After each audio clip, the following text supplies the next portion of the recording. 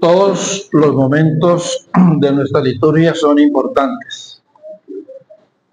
Desde el saludo de entrada a la participación musical especial tan bella que hemos escuchado, la lectura, y llegamos también al momento de la predicación o meditación de la palabra. Central en nuestra liturgia reformada presbiteriana, uno de los símbolos es la centralidad del púlpito. El púlpito está en la mitad con ese sentido, la centralidad de la palabra. ¿Y cómo beber de ella? Palabras de vida para nosotros, la comunidad y el mundo en general. Les invito a hablar de principios para la misión de la iglesia. Principios para la misión de la iglesia, y nos basamos en Mateo 9:35 hasta el capítulo 10, versículo 8. Estamos en el tiempo litúrgico en el que reflexionamos sobre la misión de la iglesia. Tuvimos Adviento, Navidad, Semana Santa. Vamos ahora en una etapa en la que recordamos la historia de la iglesia primitiva, buscando dos cosas que me parecen muy importantes. Siempre que lea la Biblia, vamos a buscar disciplinarnos y a buscar primero principios. ¿Cuáles son los principios del Evangelio que guían nuestra vida? Pero también aquí estamos hablando de otros principios o de pautas para la misión. ¿Cómo desarrollar? ¿En qué nos basamos para desarrollar la misión de la iglesia? En primer lugar, la misión de la iglesia nace de la compasión, no de una obligación. Eso es importante captarlo. Nace de la compasión. Jesús ve a la multitud desamparada y dispersa como ovejas sin pastor. La iglesia anuncia el evangelio no solo por estrategia, sino porque le duele lo que le duele a Dios. Tener el corazón de Dios, sentir lo que Jesús sentía. Jesús ve y observa la necesidad de la gente de su época. Yo me pregunto, ¿y dónde estaban los líderes religiosos? ¿Y dónde estaban los líderes políticos? Las organizaciones sociales. Es que no veían lo que pasaba. Jesús toma conciencia y se sensibiliza frente al dolor de la población. Vio a la multitud como ovejas sin pastor. Entonces dice, mi función entonces es pastoral. En segundo lugar, según este pasaje, hay una pauta para la misión. La oración precede al envío. Jesús dice, rogad pues al Señor de la mies que envíe obreros a su mies, a esa gran cosecha para recogerla. Antes de movilizar, hay que clamar. Lo primero que hay que hacer es orar. Antes de abrir la Biblia, lea. Antes de iniciar un proyecto, ore. Antes de iniciar un proyecto, ore. De esa manera, antes de iniciar la misión, vamos a clamar, pidiendo que el Señor envíe misioneros, hombres y mujeres, para trabajar por su reino. La misión entonces es el fruto de la oración, después viene la organización y después viene el envío. Recuerden que Jesús le decía a sus discípulos, no se vayan de Jerusalén hasta que no venga sobre ustedes el Espíritu Santo. Entonces saldrán por todo el mundo. En ese llenura del Espíritu Santo tiene mucho que ver la oración. En tercer lugar, otra pauta y principio de la misión, la autoridad para la misión la otorga Jesús. No los estudios. Es que yo tengo un bachillerato en teología, una licenciatura, una maestría, un doctorado. Eso puede ser bueno e importante. Pero la autoridad que no se decreta, que se gana, la otorga Jesús y por supuesto la respalda también el pueblo. Jesús da autoridad sobre espíritus inmundos y toda enfermedad. La iglesia no va en su propio nombre ni con sus propias fuerzas, sino con la autoridad de Jesús. Si no tenemos la autoridad de Jesús, no lo hagamos, porque vamos a fracasar. No soy yo, es Dios, es Jesús a través de mí o de nosotros, que actúa con poder en los demás. Cuando nos invitan a orar por un enfermo, nosotros decimos, yo no sano a nadie. Que es verdad, ¿a quién voy a sanar yo? Pero Dios sí puede obrar a través de la oración, de la fe y de la autoridad que Él nos ha dado. Y somos testigos de muchos milagros. Solo que no lo usamos como show. Pero aquí hay milagros y hay transformaciones de vida. En cuarto lugar, es muy importante que entendamos cuál es la centralidad del mensaje que estamos llamados a dar. En la clase de catecúmenos le hice una pregunta: ¿cuál es el propósito, la visión de la iglesia? ¿A dónde queremos llegar? Y siempre salen respuestas muy buenas, pero no concretan la centralidad del evangelio. Es predicar, es la iglesia, es orar, es estudiar, es servir, sí. Pero a veces no hemos enfocado bien el objetivo. Por ahí hay un dicho muy famoso que dice: apúntale a nada y le darás. A veces andamos como iglesia así apuntándole a todo. No, y le damos, pero no es el objetivo. Se lo digo así en sencillo: el objetivo no es la iglesia. El objetivo no es la iglesia. La iglesia es un propósito para lograr el reinado de Jesús sobre la tierra, o para aportar para que Dios siga construyendo su reinado sobre la tierra. La iglesia que no entienda eso, el cristiano que no entienda eso, se va a distraer con luces artificiales, como hemos usado en una ilustración. Andamos en otra cosa. Hasta el punto a veces de caer en idolatría cuando nos convertimos, creemos que el centro de todo es el templo o el domingo en la mañana. Es bueno, es importante, pero ese es un aporte al reinado de Dios. Todo lo que hagamos o aporta al reino de Dios, o es mejor no hacerlo. Ir y predicar el evangelio, dijo Jesús. El reino de Dios se ha acercado. ¿En quién? En Jesús. El reino de Dios ha llegado. El reino de Dios crece entre vosotros. Las señales confirman el anuncio. El reinado de Dios se hace presente en el mundo en Jesucristo. Y allí fue inaugurado. Es lo que los teólogos llaman el ya y el todavía no. Ya fue inaugurado. Crece así no lo veamos. Así no lo creamos. Bueno, creerlo sí. No lo veamos. Hay gente que no ve. Yo, gracias a Dios, después de tantas experiencias y de unos cuantos años en el ministerio, el Señor me ha enseñado a ver las señales personales en la iglesia, en la sociedad y en el mundo. El reino de Dios, a pesar de los dolores de parto, crece y aumenta en medio nuestro. Y esa es nuestra fe y esperanza. El reino de Dios está con nosotros y algún día será instaurado en forma definitiva. ¿Ese reino cuál es? Algunos lo ubican como más allá del sol después de la muerte.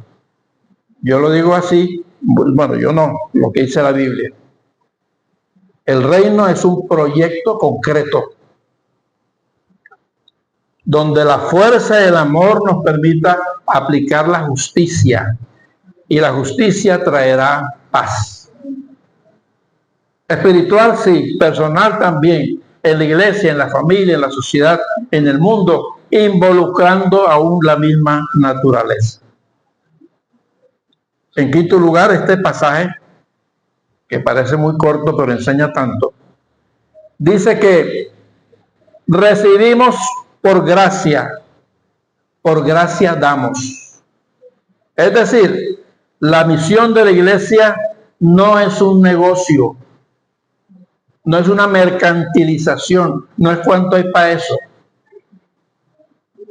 La iglesia que se enfoca en conseguir dinero no tiene la visión clara y ha distorsionado la palabra de Dios. Recibiste gratis, dale gratis. ¿Sabían que hay iglesias que venden los milagros? Tú tienes una enfermedad, ¿cuánto das para ese milagro? $5,000. Bueno, entonces vamos. Y si no, pues entonces el milagro no es completo. ¿Qué es eso? Aberraciones. Escuché por ahí un programa de televisión. La profecía está pululando, está en el ambiente. ¿Cuánto dan? ¿Quiénes compran la profecía? ¿Quién ha dicho que las profecías se compran? Y hay gente ingenua que lo hace. Recibiste de gratis, da de gratis.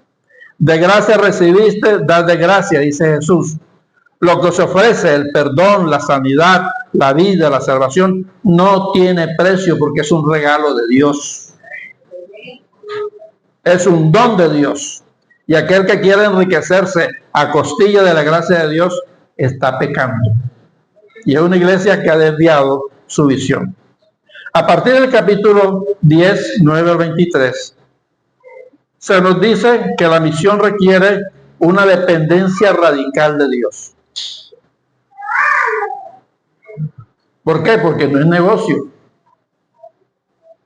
A mí una vez una amiga de infancia me dice, ¿y tú para qué te metiste a eso si eso no da plata? Yo no, porque no ando buscando plata. Fíjense lo que pasaba con Jesús a sus discípulos. No lleven oro, ni plata, ni dos túnicas. La iglesia aprende a confiar en que Dios provee. La vulnerabilidad y la humildad es parte del testimonio y de la misión. Jesús decía, yo no tengo casa, no tengo donde recostar la cabeza. Las aves tienen nido, las zorras tienen cueva, yo no tengo nada. Y murió sin nada. Hasta la túnica que le habían regalado se la repartieron los soldados. La rifaron. No hay señal de que uno de los apóstoles se haya enriquecido con la misión. Buscamos la vida digna y necesaria, pero sin aspiraciones mayores a esa. Porque Dios provee. Y se lo digo ya también con la experiencia de años y de vida pastoral. Dios provee de manera sorprendente y maravillosa, de acuerdo a sus propósitos, aún en medio de la adversidad y la necesidad. Se necesita discernimiento para la misión. ¿Qué es discernir? Saber distinguir lo bueno de lo malo, qué es lo de Dios y qué es lo que no es de Dios. El discernimiento es vital para la vida, es vital para la misión de la iglesia. Hoy en la clase de catecúmenos, algunos me decían, hablemos de las profecías, porque hay muchas profecías por allí. Ahí se requiere discernimiento. Dios habló y sigue hablando. Pero no cualquiera que me diga, Dios me dijo, eso ya es profecía. Tiene que ser respaldada por la palabra y también por su cumplimiento. Tiene que venir de Dios. Y el que manipule ese Dios me dijo, eso es pecado. Discernimiento. Cuando entres en una casa, hay que distinguir quién es digno de recibir la paz o no, le dice Jesús a sus discípulos. Si tú llegas a una casa y te reciben, vas a dar la paz. Si no te reciben, sales de allí, te sacudes los pies como señal de, bueno, yo cumplí mi misión. Queda bajo tu responsabilidad el no haber escuchado el Evangelio, la palabra de Dios, la buena noticia. No es para discutir, no es para pelear, es algo que no se impone. La misión no es imposición.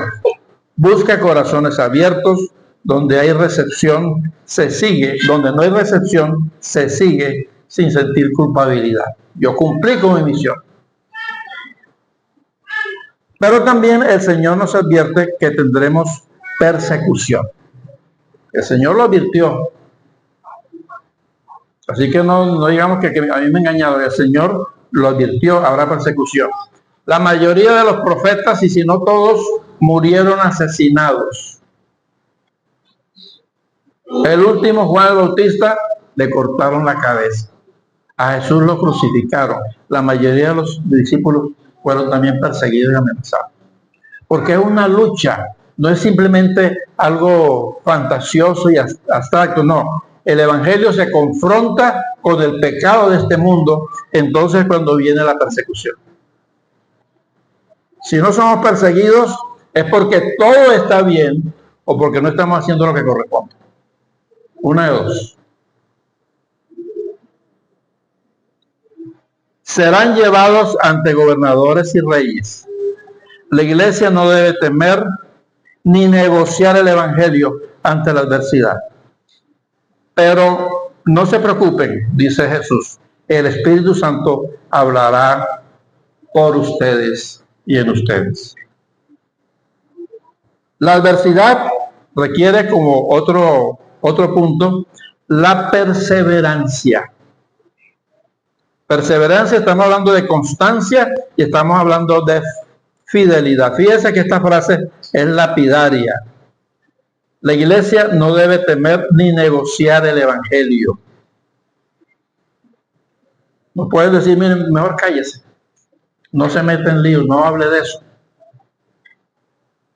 A mí me lo han dicho muchas veces, pero no es negociable. Los principios del reino, los principios de la misión, no se pueden negociar, no se pueden vender. Por lo tanto, ¿qué hacemos con los principios y los valores?